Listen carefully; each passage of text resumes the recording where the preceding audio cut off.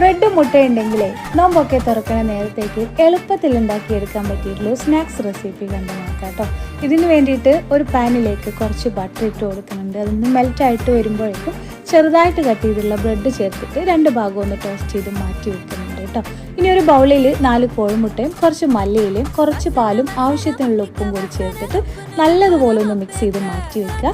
പിന്നെ ഒരു പാനിലേക്ക് കുറച്ച് ഓയിൽ ഒഴിച്ചു കൊടുക്കുന്നുണ്ട്. അതിലേക്ക് ചെറുതായിട്ട് കട്ട് ചെയ്തുള്ള സവാളയും ക്യാപ്സിക്കം തക്കാളിയും ആവശ്യത്തിനുള്ള ഉപ്പ് കൂടി ചേർത്തിട്ട് എല്ലാം കൂടി നന്നായിട്ടൊന്ന് വഴറ്റിയെടുക്കുന്നുണ്ട് കേട്ടോ. അതൊന്ന് വഴന്നു വരുമ്പോഴേക്കും അതിലേക്ക് പൊടികളായിട്ട് മുളക് പൊടി, മഞ്ഞൾപ്പൊടി, ചിക്കൻ മസാല ഇട്ട് കൊടുക്കുന്നുണ്ട്. പിന്നെ കുറച്ച് മല്ലിയിലയും കൂടി ചേർത്തിട്ടുണ്ട്. അതിൻ്റെ കൂടെ കുറച്ച് ടൊമാറ്റോ സോസും. ഇനി ഇതെല്ലാം കൂടിയിട്ട് നന്നായിട്ടൊന്ന് മിക്സ് ചെയ്തെടുക്കുക. പിന്നെ നമ്മൾ നേരത്തെ റെഡിയാക്കി വെച്ചിട്ടുള്ള ബ്രെഡിൽ അത് മുഴുവനായിട്ടും ഇതിലേക്കൊന്ന് ഇട്ട് കൊടുത്തിട്ട് നല്ലതുപോലെ ഒന്ന് മിക്സ് ചെയ്യുന്നുണ്ട് കേട്ടോ. മസാലയൊക്കെ എല്ലാ ഭാഗത്തേക്കും എത്തുന്ന രീതിക്ക് തന്നെ മിക്സ് ചെയ്യണേ.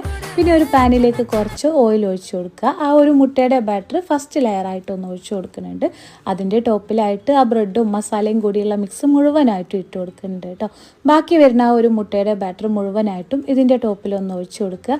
പിന്നെ ഇത് അടച്ചു വെച്ചിട്ട് ലോ ഫ്ലെയിമിൽ ഒരു 10 മിനിറ്റ് കൂടി ഒന്ന് കുക്ക് ചെയ്തെടുക്കുന്നുണ്ട്.